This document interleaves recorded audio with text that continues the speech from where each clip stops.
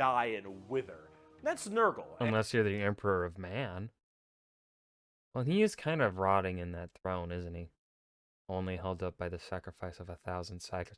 Holy shit, am I understanding things? Oh! I've gained sentience. And raw strength and firepower of the a raw sex appeal. They paint things purple because it's the sneakiest color. You wanna know why? You ever seen a purple orc? Didn't fucking think so. What the fuck am I listening to, man? I love them. Hey there, guys. Alright, today we are back with some more Warhammer 40k. Now I'm recording this the same day that I am uploading part 1, so I have yet to see how well part 1 of this of my reaction to Bricky is going to perform. Eventually I will do part 2 to the Imperium of Man from Lewitton. That video is just a really long one. This one is also a really long one, but it's a little bit shorter. So we are going to watch this one first to kind of get a grasp a little bit more on the factions. Although part 1 covered the Imperium of Man, so I feel like we could probably continue on with Lewitton. But yeah. If you guys got more recommendations, please do drop them down in the comments on what channel Warhammer 40k videos you'd like to see me react to. Shorter ones that are around this length.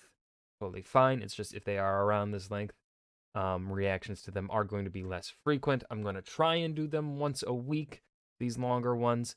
It's just, you know, it may not be as frequent. There's a chance that there'll just be a week where I don't react to a 40k if the only thing I have on the stockpile are the long videos. So if you want to see me react to more Warhammer 40k more frequently, recommend me some more shorter stuff that I can appreciate.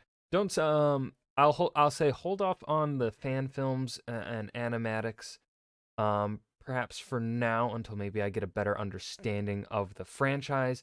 That way I can better appreciate the fan films and animations and stuff like that. Just so you're right, so I can give those artists better appreciation for the work. That I understand the franchise that they're, working within. Now I saw one comment on the Lewitton video saying like, how am I a fantasy author? I've written 5 books. You don't have to have them published to be an author. Now of course I said that in a bit of a condescending way. A habit. I gotta stop doing that. Essentially, you speak to anyone within the publishing, writing industry, they will say that if you have finished a novel, a story from beginning to end, and you have edited that draft, I personally believe that you have to edit your finished story before really being considered an author, because editing is as much a part of the process as just writing the story. Others will say just writing it in full makes you an author, and even some will say even an unfinished novel that is not completed from beginning to end makes you an author. It is very hard to write a book. I personally am more on the side of, at the very least, have a completed novel. Now, of course, novel length, it depends on what, right? If you like to write novellas or short stories, just finishing a story, that makes you an author, right? Short story, novella, doesn't matter the length. I am a fantasy author, so my works are almost always above 100,000 words. I have written 5 of them. They are set in somewhat what you kind of consider typical fantasy. I want to play around in that kind of field, though I am trying to add in other cultures that are less often explored through the fantastical lens.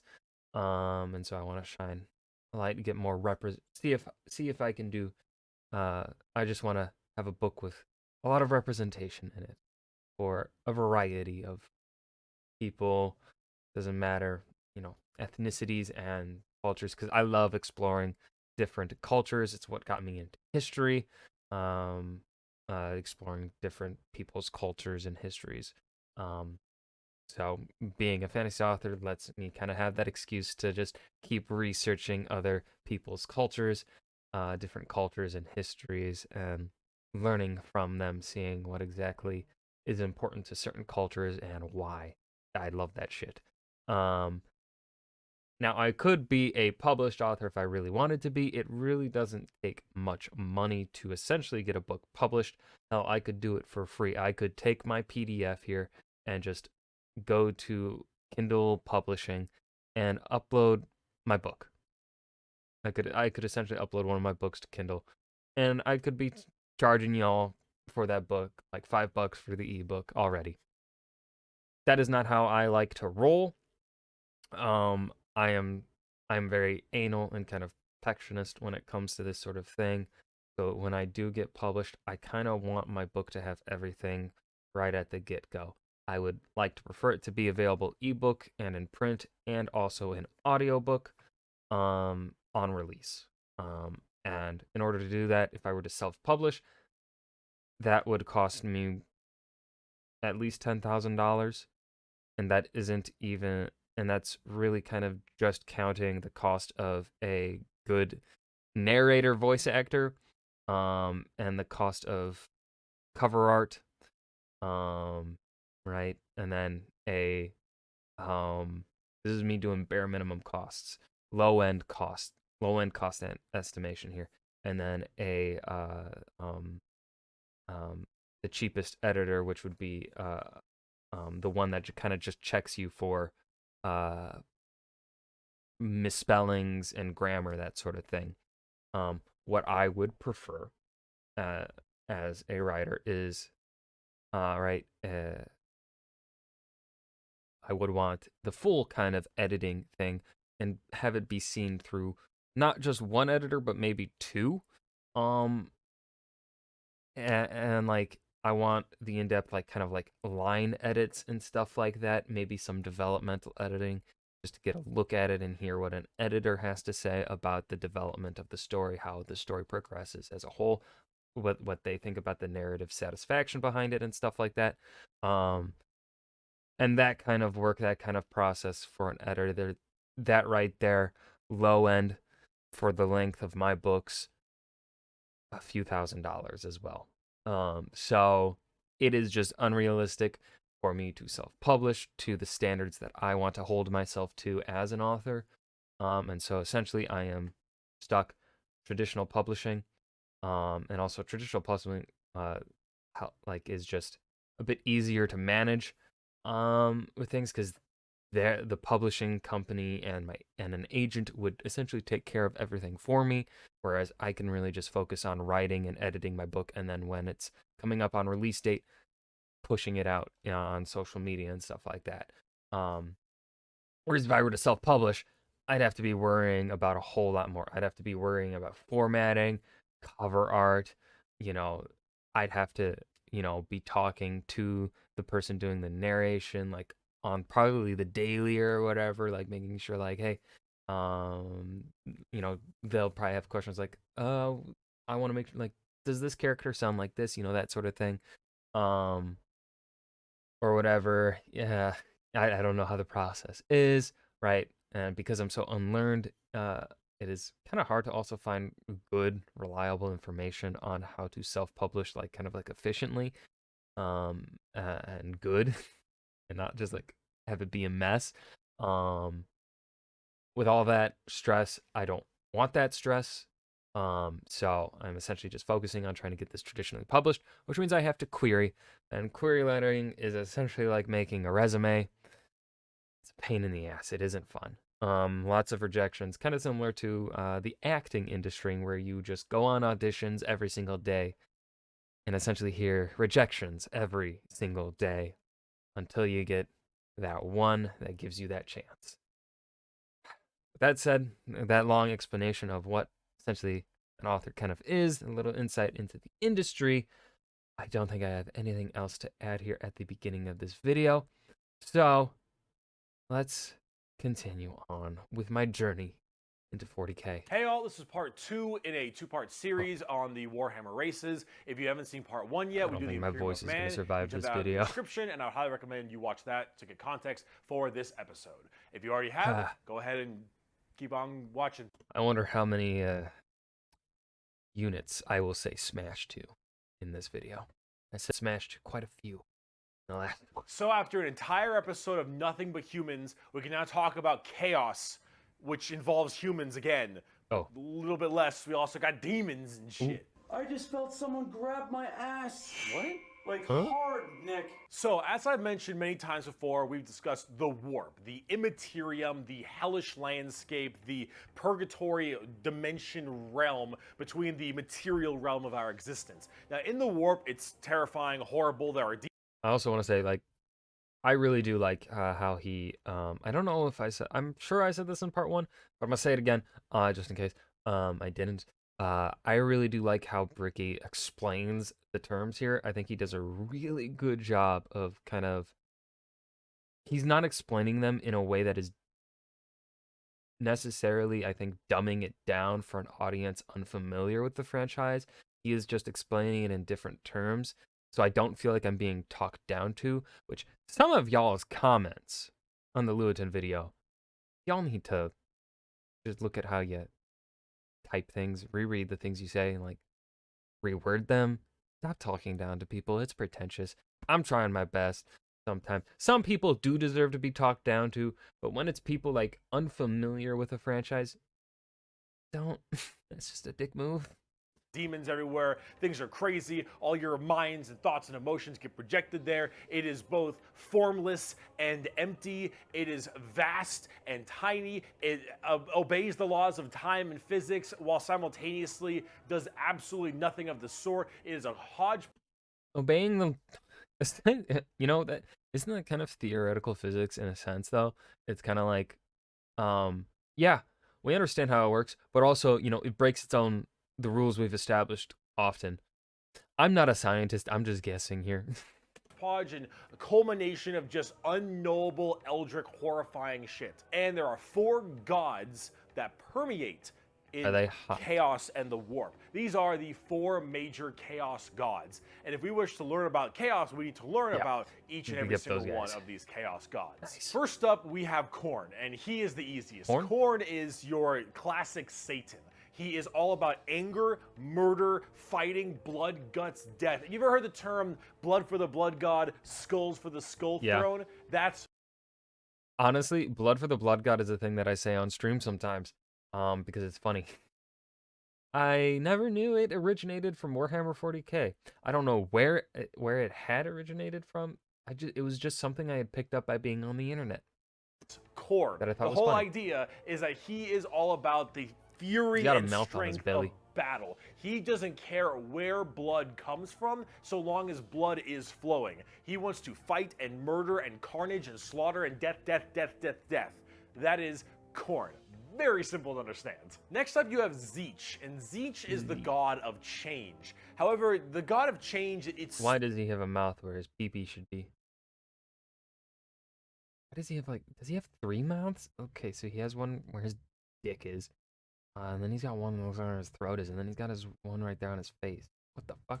Permeates in so many different other ways. He's the most eldritch of all the demon gods. He has this weird way to always be plucking at the strings of the universe. He's always conniving and scheming and doing his best to cause as much little bullshit as he can. Tzeentch is unknowable. Everything that makes sense, he will and won't do. Every future and setting and every type of destiny or fate is all foretold and also changeable. It is set in stone while also completely random. He knows what everything is going to happen and also that none of it's going to happen. You would ask Tzeentch a question. And that question leads to 3 more questions. And those questions lead to the heat death of the universe, which asks 4 answers to those questions. And then he thinks to himself, what are questions even really? And are you even asking the questions? Or are you simply giving paths to answers and other horse shit?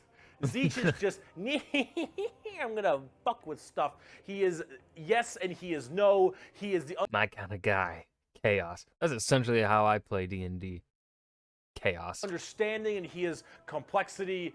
Not in the dickish way kind of chaos that some players do, but like in the fun, makes sense within my dungeon master's world kind of chaos. You know, I like supporting the story through a chaotic means. Is unknowable, and that's what the God of Change is about. Very bizarre, and he likes birds a lot. I don't know yeah. why. Next up, we got Papa Nurgle.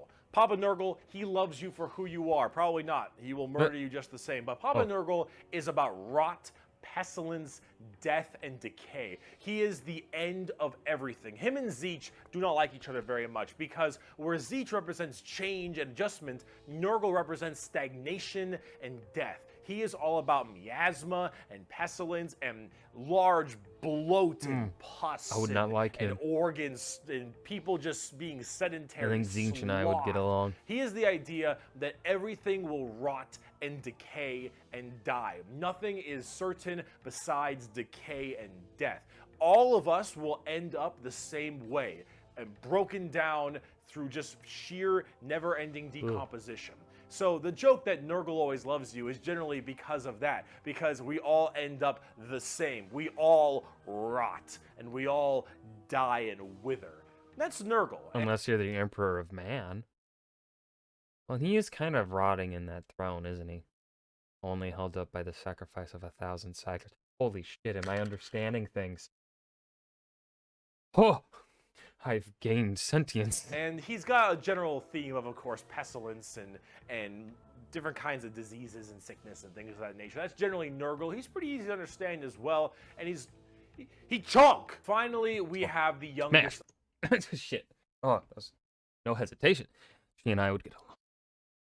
Of the Chaos Gods, and that is Slaanesh, also known as the Prince of Pleasure or the God of Unspeakable Excess.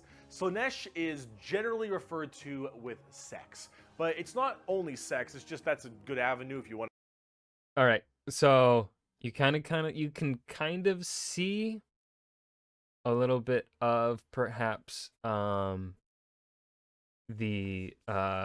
religious inspiration here of the original 40k creators, or at least those that created the Chaos Gods, and also with the origin of the Emperor of Man. The Emperor of Man kind of has a sort of Jesus story to him in a way. And what we're seeing here with the Chaos Gods, who kind of are also, you know, bad, right? Whatever we want to term as bad, kind of also line up with the Four Horsemen of the Apocalypse a little bit. I'm a little rusty, so it's probably not quite. It's not a one-to-one, of course, but and I'm not saying it was perhaps purposeful on the end of the creators of the franchise here, but you can see, right? This is one of those examples of our lived experience essentially informing our writing and influencing our writing. Right? Like, I'm sure if you were to read the stuff that I have written, you will see similar influence. Like, if you were to read the first book that I wrote, you will 100% be able to see this is just a rip-off of Game of Thrones. Right? That I have no problem admitting my first book sucks ass because I had yet to find my voice as an author. But that's a different conversation unrelated to what I'm trying to say here. But essentially, right, like, we do unintentionally sometimes, right? Our lived experience will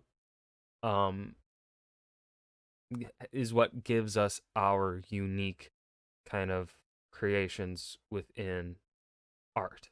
It's what makes art, our lived experience, right? The creators of Warhammer 40k, their lived experience informed their ideas and their creations, and this is how we got the Chaos Gods, right?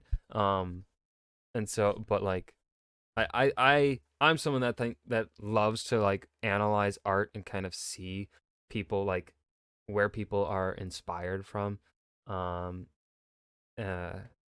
so, right, like it's fun to analyze Tolkien and kind of take guesses as to, ooh, that sounds like maybe he was at this battle in World War One. This scene kind of is reminiscent of this of the setting of that battle. I wonder if, you know, I'm gonna take a guess that he was probably subconsciously thinking of his experience in that battle when writing that scene, perhaps, right? I enjoy doing that with art, with media, and stuff like that. It's always fun Want to to me. make stuff. Slanesh is just the Cool. idea of the senses of the body being cranked to not just 11, but more like 17. See, we'll discuss Slanesh a little bit more when we talk about the Eldar, because they done fucked up. A bit But thirsty. it, or whatever, is mainly about just the excess of emotions. And therefore, sex is generally a large part of it. However, it's mostly pain and torture. Lots of pain, torture, but sometimes sexually related or I mean, yeah, I mean, there's some people that enjoy that. drug related. Lots of drugs. Lots of drugs. Slanesh gets off on everything. Extremes in happiness, extremes in sadness. So Slanesh is a bit like the Daedric gods from Elder Scrolls. Of course, this predates Elder Scrolls, I think. It's like, you know, the Daedric gods are kind of shape changers.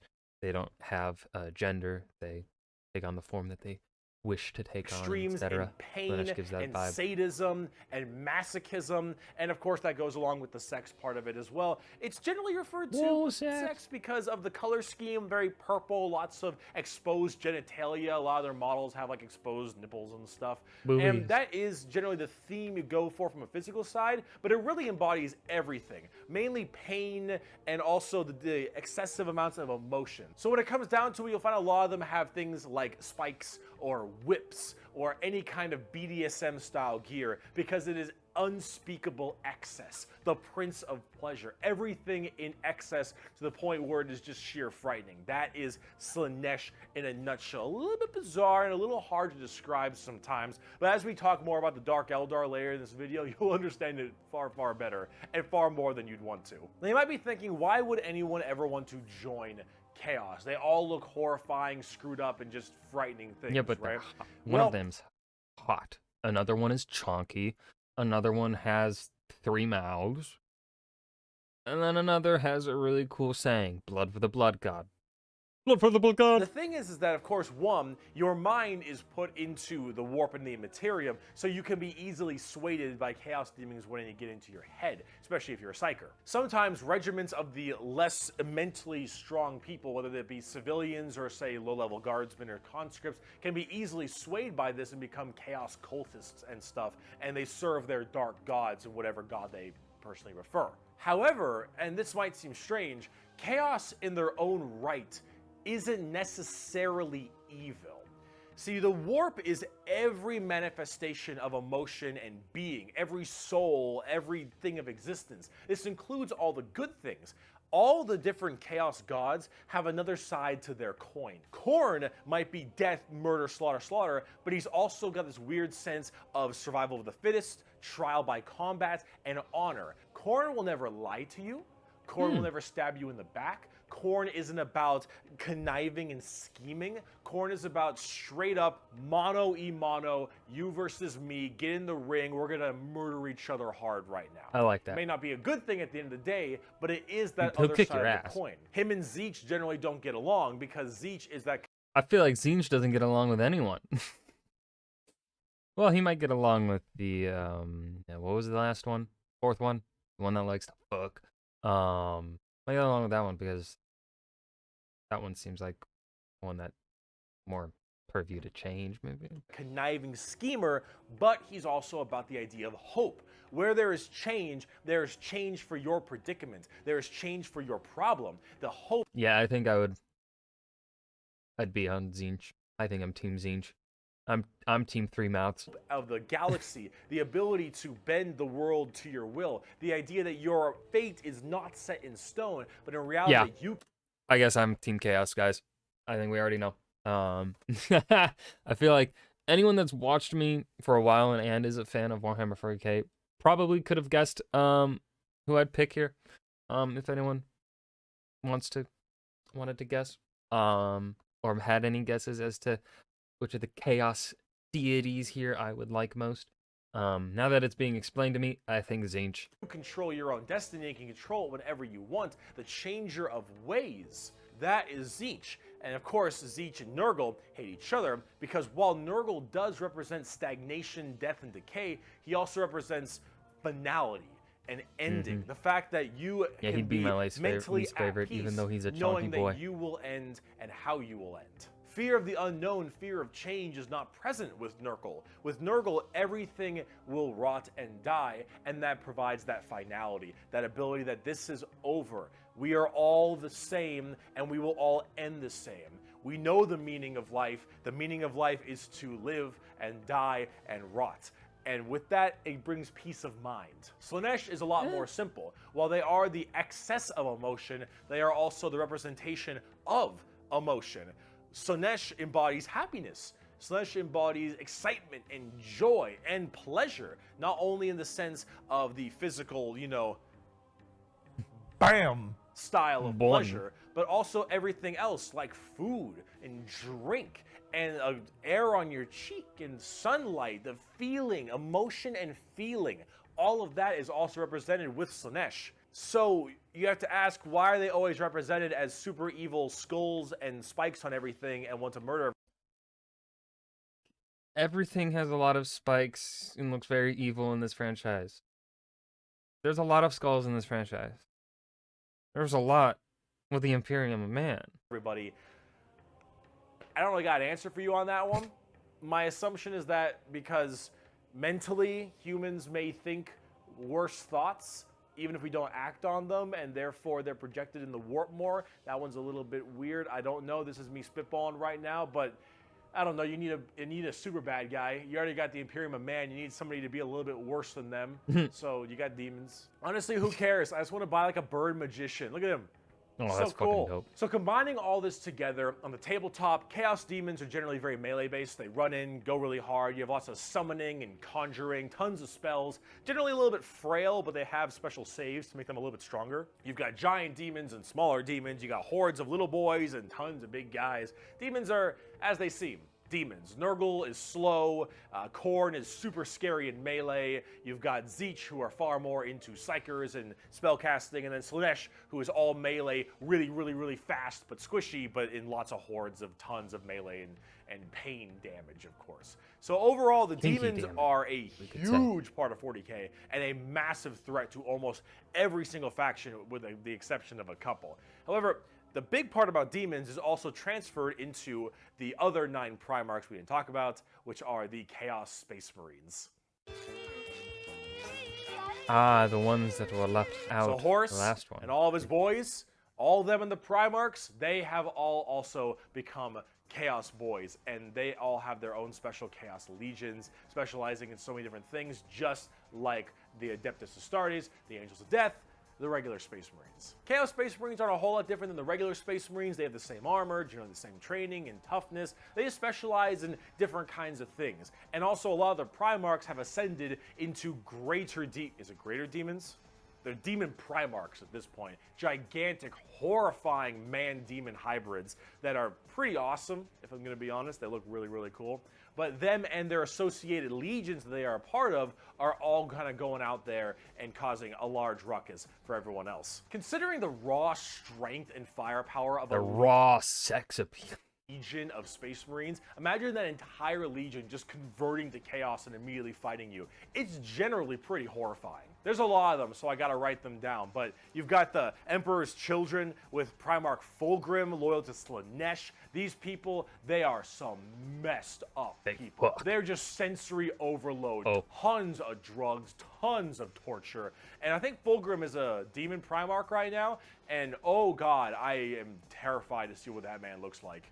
At least on the tabletop, because Emperor's Children are not good people. You've got the Iron Warriors, which are kind of like opposite of the Imperial Fists, with Primarch Perturabo, I believe is his name. They're Chaos Undivided. They just kind of serve chaos in a general aspect instead of choosing one of the 4. But the Iron Warriors are big on the siege and fortification, and they're basically entirely against the Imperial Fists and are a major rival. Perturabo, I believe, is also still alive, and I'm also very interested to see what he looks like, because Demon Primarchs are badass. You've got the Night Lords with Primarch Conrad Kurz. Conrad Kurz is dead, which is good because he's a sick fuck. But the Night Lords are generally about terrorizing people and terrorism. They're generally about fear and rightly so. You've got the World Eaters with Primarch Angron still alive, also excited to see. Angron, if you... But how do the Astartes work when they no longer have their Primarchs? They have a new one, or do they just like worship the dead one as like a god deity sort of thing? He's like, speak to us from the grave, dead Primarch, and tell us what to do. You think you've known an angry person, Angron is the angriest son of a bitch you will ever Angry know. boy. Angron removed parts of his brain that didn't make him angry, so he could be angrier. I don't know if it works like that. Angron. Fucker's mad. You've got the Death Guard with Primarch Mortarion. They actually have their own special codex and their own major army on the tabletop. Mortarion himself is actually one of the models, and look at him. Look at him. It's so cool looking. Of course, Nurgle based, obviously. So very slow, but very tanky. You've got the Word Bearers with Primarch Lorgar. Lorgar is, I believe, still alive. I don't know what's up with him at the current moment, but the Word Bearers are generally the people who caused all the major problems in the beginning. At least I blame them for it. They're little assholes. You got the Black Legion with Primarch Horus. Get fucked, nerd. You've got the Alpha Legion with Primarch Alfarius. Wait, no, that sounds like a reference to something that I don't understand because I don't know enough of the franchise. Horus. Get fucked, nerd. I'm guessing, well, okay, so, all right, here we go. Going off of what I'm remembering from the previous two Warhammer 40k videos. All right, the Horus Heresy, okay, led by Horus, right? Horus was killed by the Emperor of Man, right? For betraying, like, Horus, all of these Chaos Astartes, it started with Horus. Horus got them all to go Chaos. And they, like, rebelled against the Emperor, and then the Emperor killed Horus? Am I right? Am I even close? You've got the Alpha Legion with Primarch Alfarius Omegon. Chaos, I think. And then finally, you've got the Thousand Sons with Primarch Magnus the Nerd. Thousand Sons also have their own book, just like the Death Guard. Magnus is also a tabletop model. He looks super cool, as you can tell. And they're all super heavily Psyker and kind of Egyptian themed. They look pretty neat. But overall, with all of these Chaos Space Marine factions, you can play as a lot of different ones, but the main ones that you can really work at are standard Space Marines, Chaos Space Marines, as well as the Death Guard and Thousand Sons, as they are the most fleshed out, especially on the tabletop at least. See this right here? This is a really good way to describe the Chaos Space Marines. What the thick-headed fools with their broken corpse of an emperor fail to understand is that not only can they never defeat us, but they cannot hide or flee or shield themselves from the triumph of chaos. They are finite and we are unbound, undivided. They must not err, or they shall fall to heresy. All who fall join our cause. Every imperial fool who dares to open his eyes is a willing recruit. They strive merely to hold back our fury and might, and it consumes them. Thus, you can see chaos is inevitable. We lurk not only beyond their grasp and at their gates, we lurk within the darkness of their souls, on the tip of their tongues, in their tortured dreams. We are them, but freed from the shackles of ignorance. We are them, grown strong, evolved. We are them, but so much more. As hardcore as that quote is, the saddest part is they're mostly right. Chaos is basically unkillable. You could probably get rid of Space Marines a decent amount, the Chaos Space Marines that is, but every soul that dies goes to the warp. Every Chaos soul will end up back in the warp. And depending on how hard you killed them, they will come back at some point. Every demon you banish will return at some point. Chaos is unstoppable. The warp is unending. And while maybe there is at some point some way to stop them somehow, the resources to do so, the requirements to do so, are so far beyond the reaches of man and the other races at the current moment that really it's just an unstoppable force that just keeps on coming and is just barely being slowed. Chaos is by far the biggest threat. They are without number, their legions are everywhere, and yeah, they're pretty scary.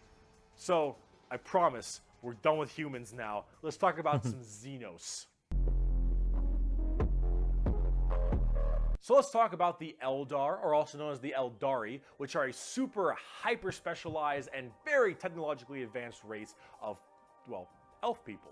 They were, as well, responsible for the creation of Slaanesh, the newest demon god.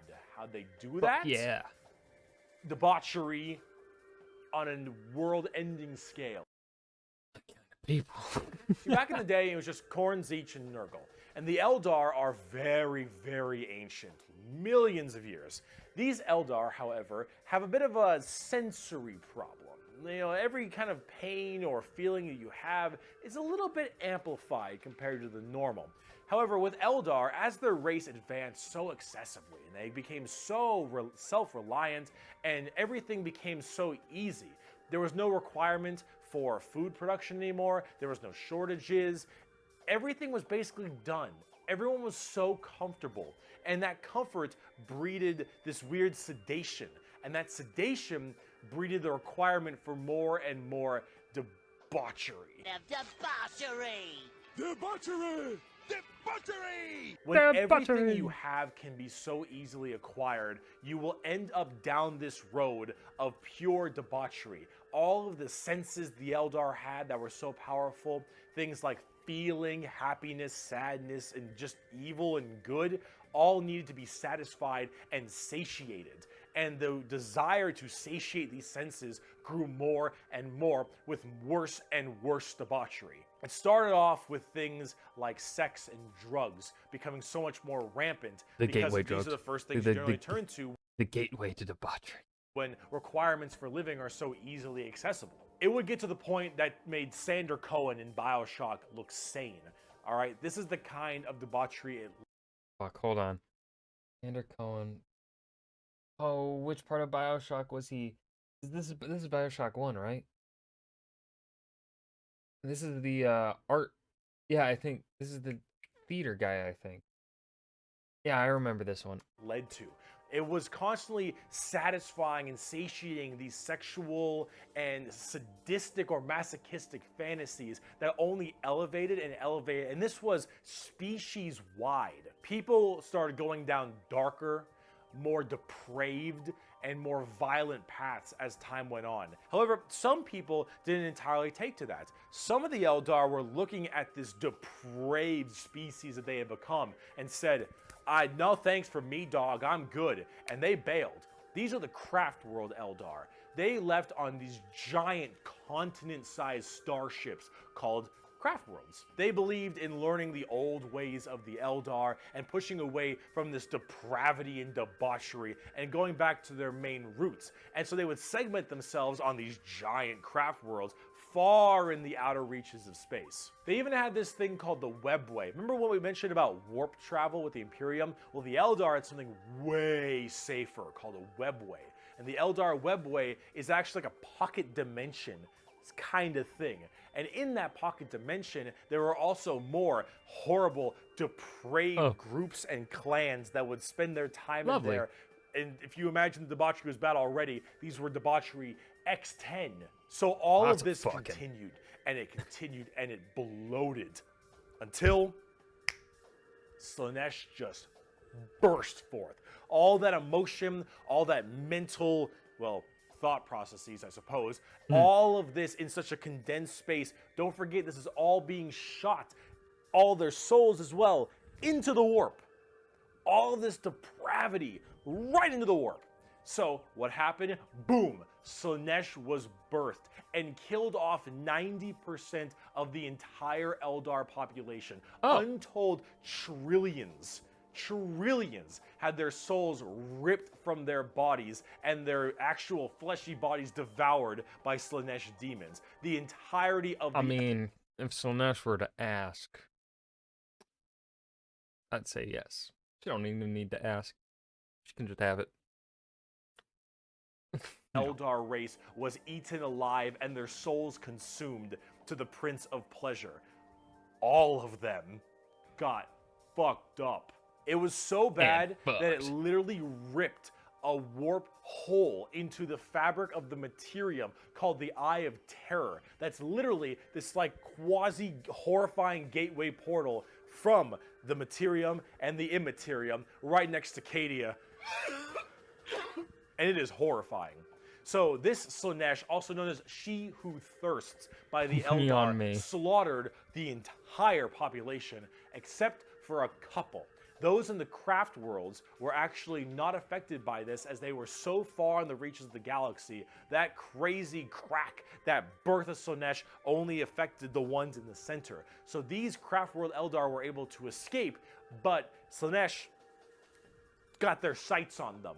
Every time an Eldar will die, their soul doesn't just pass into the warp naturally. It goes straight to Slanesh, craft world or not. What about those people in the webway? Well, imagine that giant birth happening, but they were only able to just barely get a grasp onto you. Slanesh was just barely able to hold on. These people are the Dark Eldar, or also known as the Drukhari. The Eldar population right now is so massively small. It is minuscule compared to any of the other most of the other populations in the universe. The Eldar are consistently having issues trying to get their population up, because as their souls are constantly being hungered by from Slanesh, they realize their entire species is doomed. And they understand it very well. Since the time of the fall, our race has been haunted by what we, in our reckless pursuit of hedonistic indulgence, gave birth to. Though our dreams once overturned worlds and quenched suns, we are now but fitful shadows clinging to the edge of existence. All the stars in the sky cannot blot out the hateful glare of the red moon's eye. The birthing place of the great enemy pulses with all the malice of a demon that is dreaming, casting its shadow over all we have ever done and all we ever shall. Every twisted strand of fate and casting of the runes leads me to this time, to this place, and it is clear that the final battle awaits me at the ancient Crone worlds, a conflict the likes of which has not been seen since the Mon-Kai warred amongst themselves and their corpse of a seer fell to his traitorous son. Is coming, and all my steps lead towards it, no matter that I walk other paths. I see the stars stained red with the blood of the Mon-Kai, and though their wars do not concern me, I would gladly let them destroy one another. I know that to avoid this fight is to condemn my race to inevitable doom, and though all I see is darkness, I know that I will not flinch from my destiny. And now let's talk about cute plastic models. Bro, I'm straight up not having a good time. The first playable race we have for the Eldar are the Craft World Eldar and living in those Craft World starships I mentioned earlier. And each of them have their own kind of craft world, almost like a Space Marine Legion. Each craft world is in itself its own special kind of group. And the Eldar themselves are very fast and rely a lot on trickery. They are squishy, a bit weak, but they're very in tune as psychers. Tons of psychers across the entire Eldar population, and their weaponry and abilities are fast and extremely hard-hitting, but of course rather fragile. Understanding an Eldar's brain is an exercise in futility. They are all over the place in confusion and trickery on a whole galactic scale. They fight weird, they think weirder, and Eldar in their own right really rely on this to keep their species alive. They need to think about deception and the strangeness of what they do if they truly want to not be immediately murdered and slaughtered wholesale thanks to their entirely small population. However, I must say that it seems like their population is getting slightly better. These craft worlds hold millions upon millions of people. And as they continually, reproduce and have their craft worlds expand, losing a few people in battle, while hurts a lot, they aren't really losing what's extremely precious to them. It's not like every single death means the death of their species. It seems like they're kind of on the upturn a little bit. They're still a doomed race being sucked into Slanesh every time someone dies, but they are definitely doing a little bit better than they were before. Eldar are fast, cunning, and what they don't make up for in tankiness, they make up for in extremely advanced weaponry. They also call humans Mon-Kai, which is something I mentioned earlier. That is a derogatory slur for humans in the Warhammer world. Why is it called Mon-Kai? Well, it's because you can't, in your game, call people monkeys. On the tabletop, exactly what I said. Not very tanky, generally pretty squishy, hit like trucks, and move at Mach 5. Fast, hit hard, die fast. Exactly how it sounds. They've been good for a very long time, too. We bring only death and leave only carry-on. It is a message even a human can understand. Eldar. So, Drukari. Nice. Let's talk about the Dark Eldar. On today's episode of How Fucked Up Is Fucked Up. That's fucked up. So real those fucked people up. I mentioned in the webway, in the super deranged cults and the depraved people of the Eldar, in the webway, they didn't quite get a hold onto them. Slaanesh like has them, but it has them on like by the pinky finger. And they're slowly being consumed by Slaanesh, but they found out they can stave her off by doing Slaanesh things. The Dark Eldar are by far the worst, most horrifying, disgusting, depraved, and brutal race in all of Warhammer 40k. These are entirely a group of people whose full purpose to save their species from extinction, to go into planets, raid them, and take as many slaves as they possibly can to torture them for 1, 5, 10, 20, a million years, because that torture will keep them from dying. They look very BDSM style too. They definitely have a lot more spiky bits, and they have a lot more of that kind of Everyone's got leathery spiky bits in this black franchise. look to them. But let's say you are an upstanding Imperial citizen, living life on a regular planet. You get invaded by the Necrons. The Necrons will shoot you with a deatomizer, and you will be destroyed in a millisecond, and that's it. Nice. Not the worst way to go. You are invaded by Chaos Marines or something. You take a bolter shot to the head or a chain sword across your stomach, and you get cut in half. Painful, but not the worst. The Orcs arrive. They beat you to death. Hurts, but, you know, whatever. Tyranids, they eat you alive. It's pretty rough. The Dark Eldar. This is going to get a little graphic. Fuck you to I apologize. death. Snoo. You pray you die. You don't. You are instead taken as a human slave. Your life will be endless work and agony, 24/7. They will make sure you can't not die, as your pain satisfies them. They will hook you up to all manner of torture devices. They will inject pain-based like stimuli drugs directly into your nervous system. They will slowly run razor blades across your skin. They will No. No. Don't do that. No. fillet you and just pull out your teeth and your fingernails. Nuh-uh. Don't do that. Don't do that. They leave these in here and leave these on here. Nuh-uh. Ugh. One by one. They will remove your appendages and your skin and Not wait my for it to pee-pee. grow back so they can do it again. They will murder and torture and use the R word, it rhymes with grape, your entire Oh. family in front of you and do the exact same thing to them. You yourself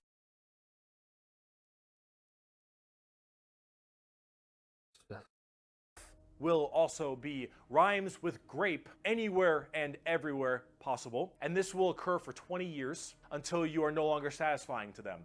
And then you will be contorted, crushed, and twisted into some form of trophy, a fleshy trophy, or a ring, or a couch, or a TV stand, or perhaps I don't like them. I don't know. I don't like them at all. No. perhaps a wonderful hat, while you are, of course, still alive and breathing. And you will become a moaning, fleshy trophy for eternity. They're And my that least favorite. is what happens when you are taken by the Dark Eldar. They are the most depraved, most horrifying race in all of 40k. They look the part, and they do it so they all don't die. They are literally forced to do this, because if they don't, Slaanesh's grip will get harder, and they will have their souls pulled away. So long as they keep doing this, Slaanesh is like, "You're doing good, man. You're doing solid. You keep that shit up, you elf-eared bastards." I don't. That's, You know, that's I don't care. That's fucked up, man. That's the fucked Dark up. Eldar. That's the Drukari. They are horrible. On the tabletop, they're actually kind of like Eldar, but more extreme. They are even squishier than the Eldar, but they hit generally even harder. Fast attacks, skirmishers, really quick, speedy, like get around them, do a lot of damage, get away kind of stuff. That's most of the Dark Eldar. Look up the definition of grim dark in a dictionary. You'll find a picture of the Dark Eldar. and Sev from Republic Commando. A quote. I gotta play through Republic Commando. I was going to, but then yeah, I think the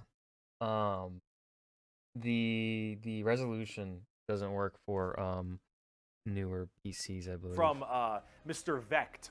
We are the lords of despair, masters of terror. Dread and agony are our meat and wine, and they are plentiful indeed. Dark Eldar. Let's talk about the Harlequins. Clowns. Don't you want to have some? Now they're my least The favorite. 'cause they're Harlequins are a clowns. bizarre race of Eldar. They're demonic clown performers.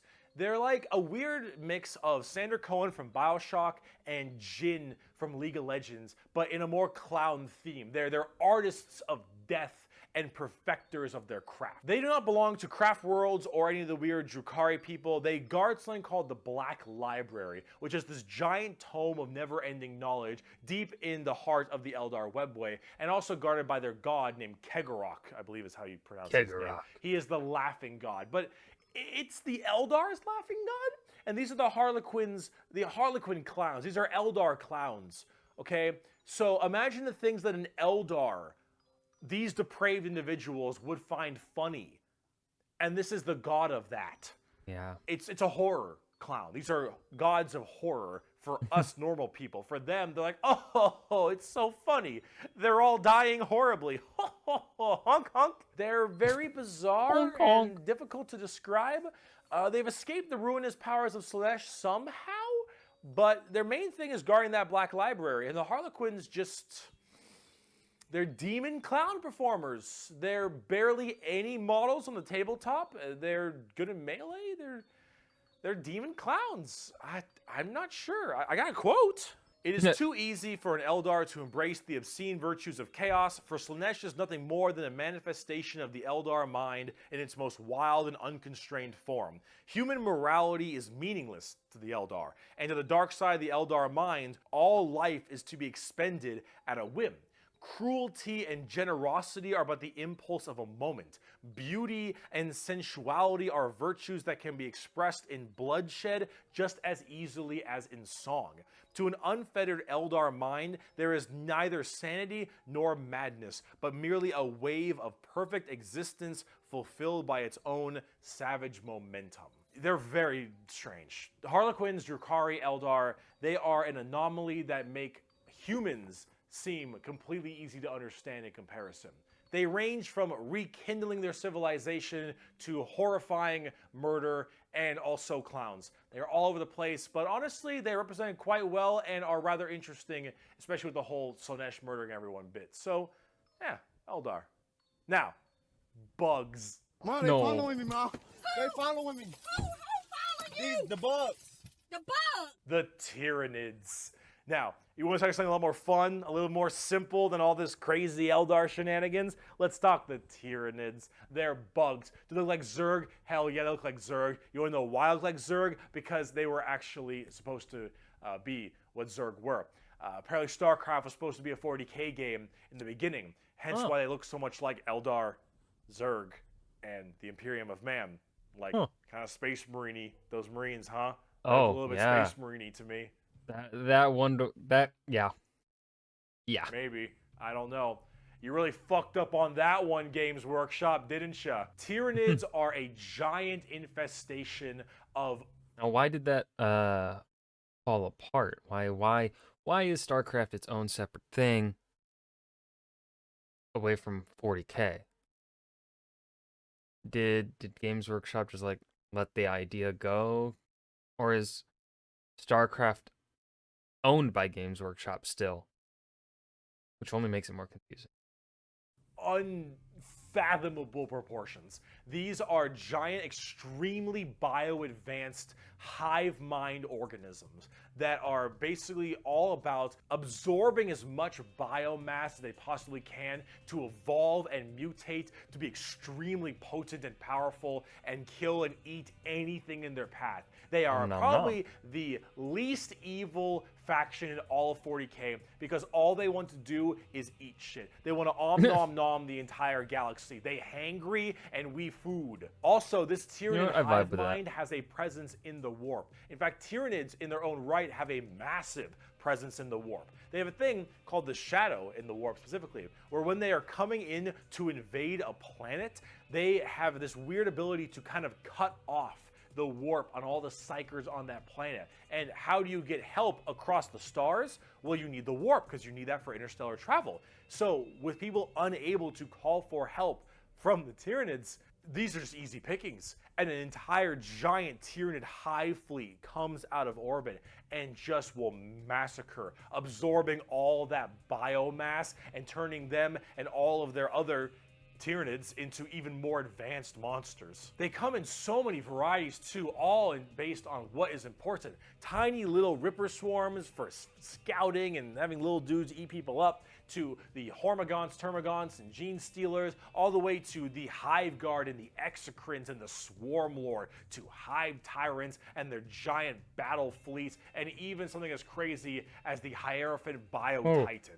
The Tyranids come in all forms and sizes depending on what they require. They are extremely good at anti-biological weaponry. There is no way you can plague them or blight them. They have extremely strong armor, carapaces and such. Tyranids are nigh perfect organisms and are pretty spooky when it comes down to how they handle all of their genetic material. Keep feeding them, they'll keep evolving. They keep on creating new horrifying organisms to spread across the galaxy. And you want to know what the most terrifying part of the Tyranids is? We might be surrounded. There have been like around 6 or 7 Tyranid hive fleets. Behemoth, Kronos, all these different kinds of hive fleets. And they've all arrived in the galaxy from different points. Different sections of the Milky Way galaxy have had different Tyranids come through. And that is horrifying.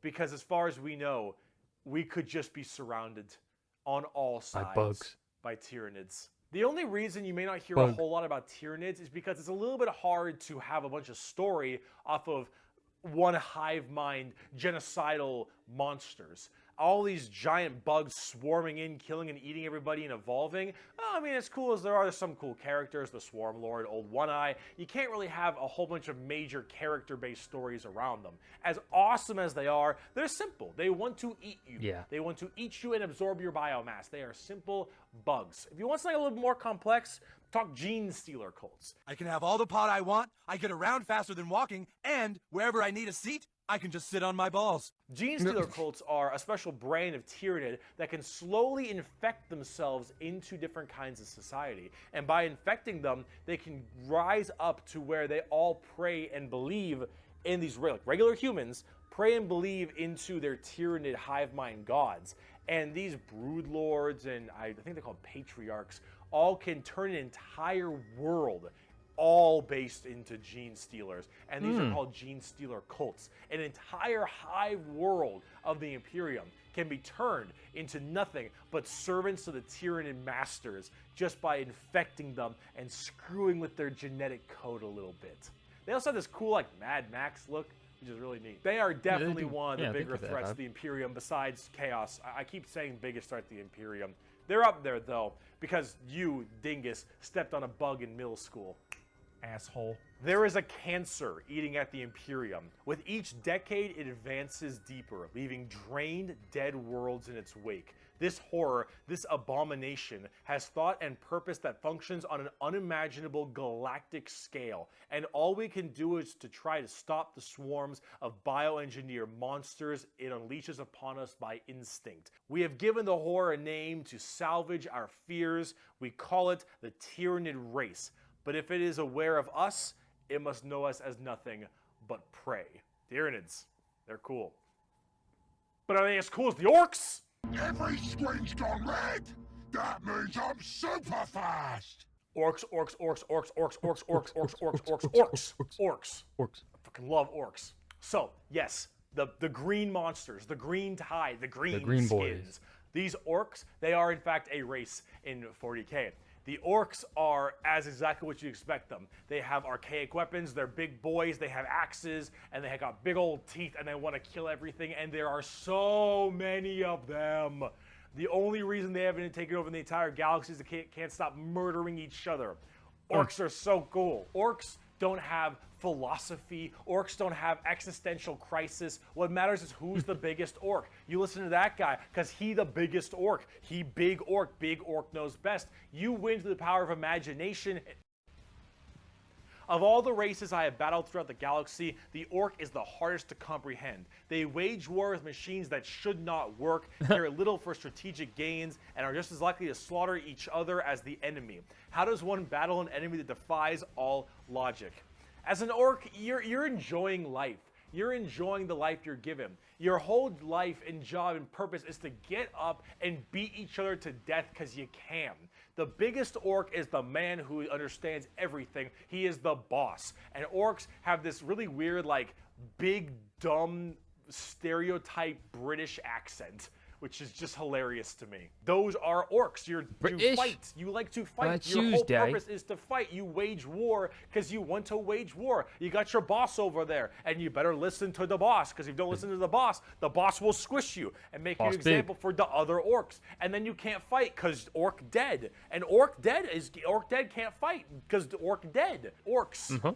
They scrap together machines out of parts that don't make any sense, and because they believe, they have the mental imagination that that machine will run, it'll run. If that machine's out of gas, you're driving that I don't know if it works like that, dog. machine with your fellow orcs, and the biggest orc is behind the wheel, and you run out of gas, some orc behind you is like, oh, Zog, we're out of gas. And the big orc is like, no, we're not. I filled the fucking gas tank up earlier. And all the other orcs are like, oh yeah, you did do that. And then you turn the fucking mech back on, and it works again.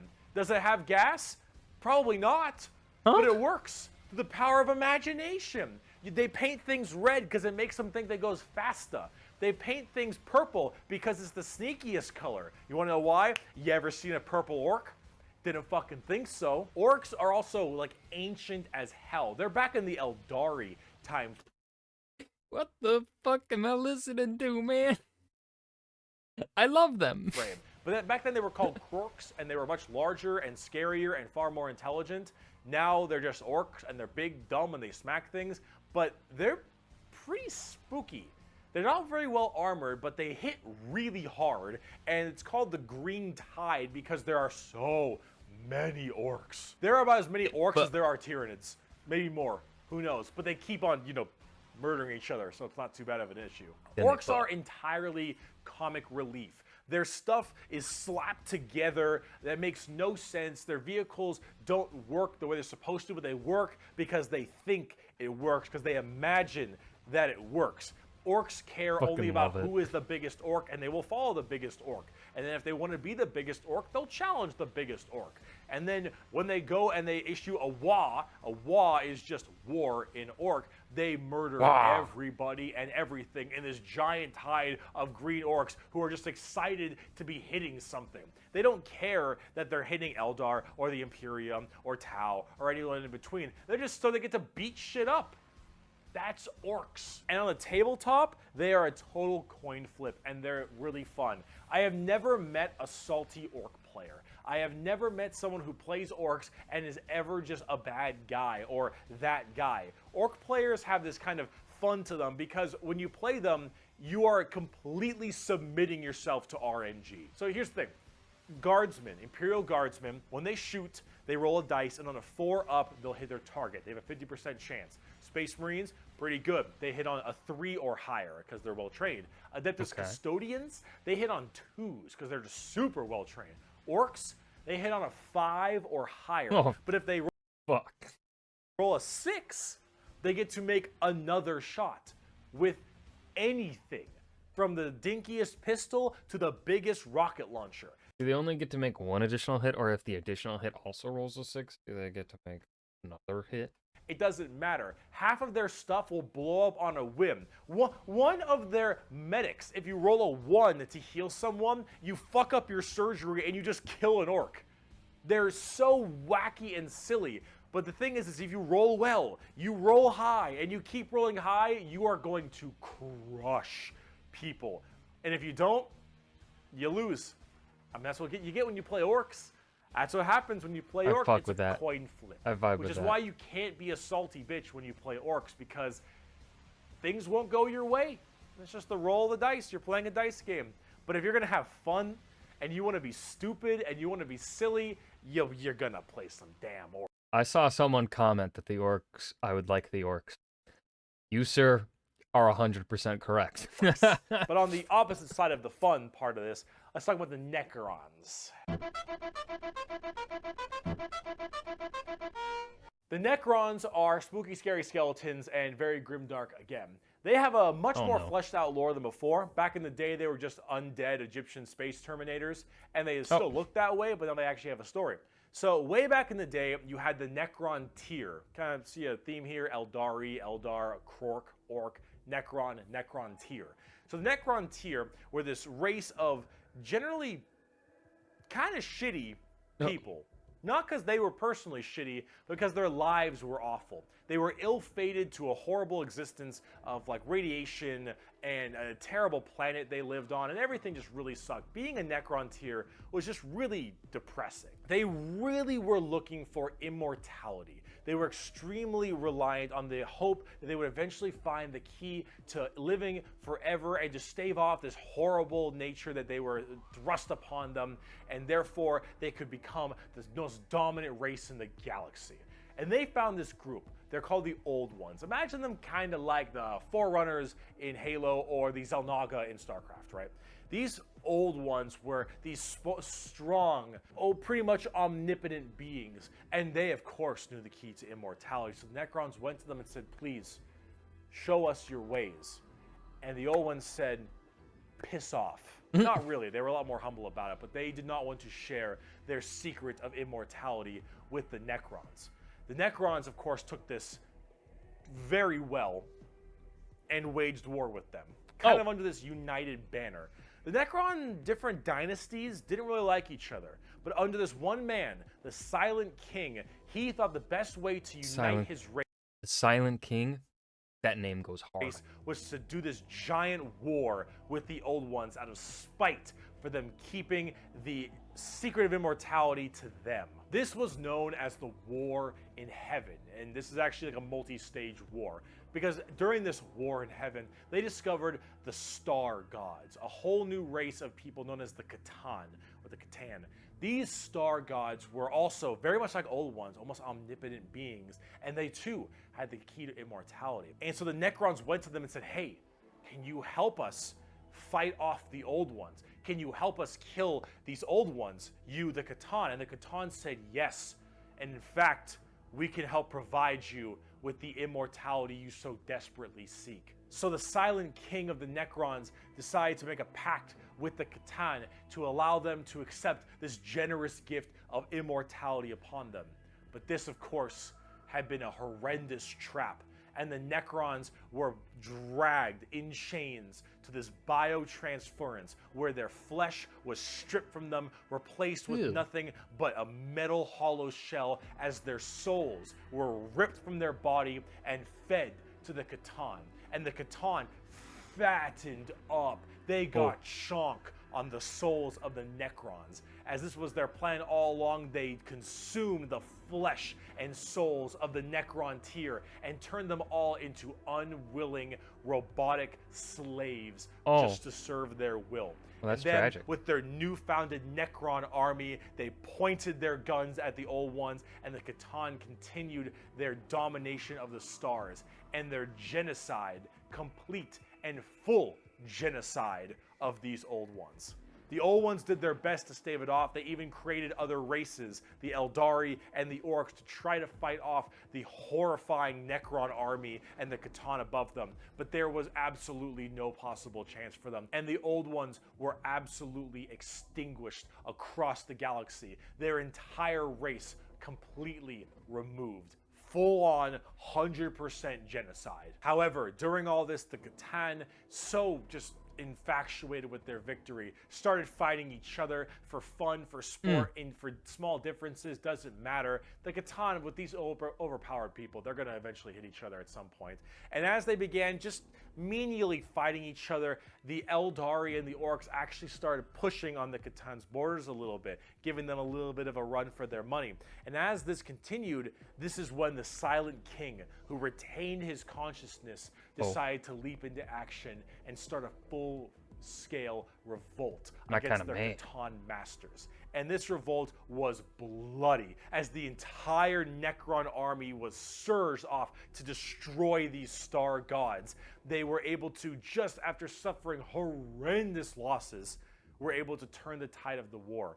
And they took these Catan and they blasted them. Because as these star gods are unkillable, they were able to break them into thousands of shards and entrap them in giant stasis vaults to now actually be slaves to the Necrons. And with the Necrons having the entirety of their old gods enslaved to them, they realized that soon their race was about to be attacked by the overcoming new races, the Eldari and the Krorks. And so what they did is they retreated into giant stasis tombs in order to preserve their energy and their strength for when one day they would be reawakened and they would be able to rule the galaxy that was rightfully theirs.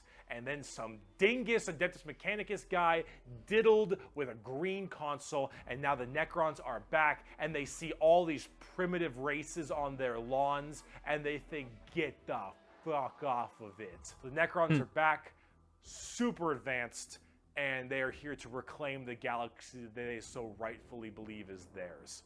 Now, at tabletop, they're a lot like that. Tons of undead Egyptian skeleton robots that when they die, they just get right back up because they keep on reanimating. Hard to kill, tons of crazy stuff. You can use the Catan themselves as units to fight with. It's pretty cool. The Necrons are one of the three major events in 40k. The Horus Heresy, the Fall of the Eldar, and the Awakening of the Necrons are all pretty substantial events. And the Necrons themselves are pretty dang cool as well. Here's a good quote from a wonderful Dawn of War game. Lucky creatures, as long last you have found the tranquility of death. I was like you once, clinging to life and blind to the truth. When I uncovered the truth, I too shuddered and paled with fear. Deep in these catacombs I was remade. Here my brethren slumbered for eons while the living grew like weed. My Lord knew this day would come. He had plans for us all. We would purge this world once more. So come, poor victims of life. We will grant you tranquility in these crypts. Kronos will be a tomb world once more. Necrons are also pretty smug. Quote. Trazen the Infinite especially, a little dickhead. But speaking of dickheads, last race, let's talk the Tau. We made a fucking Wookiee. The exact formation of the Tau Empire is not entirely understood. However, a long time ago, many thousands of years ago, in the 40k world that is, some Imperial navigation vessels were going around through different areas, and they saw a primitive race, blue people, smacking each other with sticks and stones. They thought, dumb Xenos race, who gives a shit, and they bailed. Then this giant warp storm occurred right in that major area, unable to be breached. Then, once that warp storm 6,000 years later subsided, hello, those little sticks. Well, they decided to actually have no war of any kind and all just unite together under one flag of the Tau Empire. And now they have gigantic starships and Gundam robots and lasers and railguns and mechs, and they are here to ruin your day for the greater good. That is generally the Tau Empire.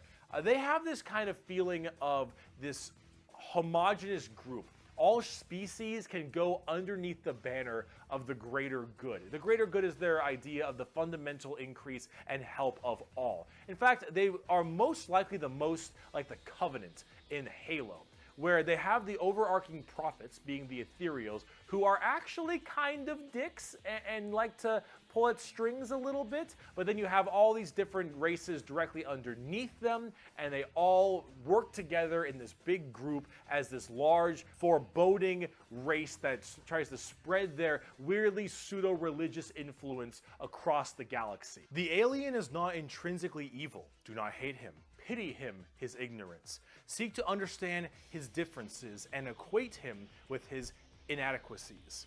Only then will he accept his place in the greater good. That is generally the Tau.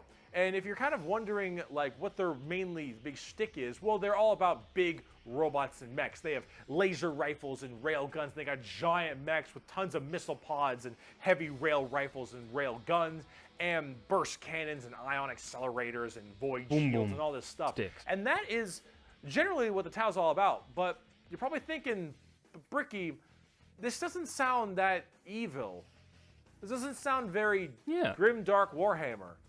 And you'd be right. The Tau Empire really don't have that much of a horrifying, grim, dark style like everybody else. They're much more They're the younger, good guys. new age thing. In fact, they're probably a lot less evil and a lot even better than they are now back in the day because they liked having like that good guy faction. But a lot of us who really like the dark, depressing style of Warhammer didn't really like it that much. So, see, the Tau get a lot of hate, and a lot of that hate isn't necessarily unjustified. It's mainly from a tabletop perspective, but as you can see from all the visuals I've shown you recently, they don't really fit in the 40k universe very well. I can see that lack vibe. that super dark, dramatic, kind of high gothic level the Imperium has. They don't have the weird kind of like grungy stuff that Chaos or say the Orcs do. And the Necrons and the Eldar have their own specific style as well. The Tau really do look like something out of Gundam. And while it isn't necessarily a bad thing, it does definitely not fit too well. There's that. There's also the tabletop problem.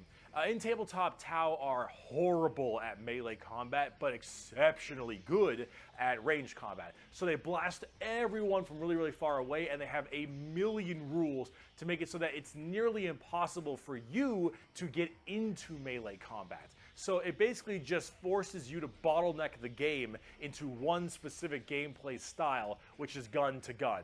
And if you're doing gun to gun, they're going to win every time, because they're the Tau, and the Tau are really damn good at shooting. So it's one of those things that make the Tau generally rather hated, and a lot of different reasons for that, both from style and such. But this is actually one of the things I wanted to end this video with. Yeah, stylistically, looking at them, you can definitely kind of tell. It's kind of easy to tell here that the Tau just like kind of just don't fit, right? Like we're looking at this armor here. This does not fit the vibe of any of these other factions that we've seen. Is that the Tau, while they have their issues, you should not be discouraged from playing them. I'll make plenty of Tau weeaboo jokes, of course I will, but it's all generally in good fun. Anyone who legitimately doesn't want you to play a faction is an idiot, and you shouldn't be giving them the time of day. You pick what you think is cool and what you like. In Warhammer, especially now, factions get better and they get worse. They grow and then they fall. You should only be playing what you think is cool. You like the look, you like the models. If you're talking tabletop, that is what you should be going for every time. It's what you think is badass, because things change all the time. But the universe of Warhammer has so much going for it. Every faction I'd be an orc has boy, something 100%. interesting. Every character has a story, and there's a million stories to be told. The universe is vast and exciting, and while it is dark, depressing, and horrible, that is the damn charm. And out of everything I've told you in these two videos, if anything you could take away is the reason why so many of us are so into this series and why we like it so much. Because with so much variety, such an expansive universe, and so much that can be done, you can find yourself having a pretty great time. Thank you so much for watching this. And that was every single Warhammer 40k faction explained, part 2 by Bricky. This was a good two-part series that he did. Definitely feel like I learned quite a bit in terms of the general, very bare bones things, perhaps to in terms of terminology and the relationship between these factions, to perhaps and a little bit of their origins here, to perhaps better understand the videos that people like Lewitton will make. So the next Warhammer 40k video might be Return to Lewitton and his Imperium of Man series.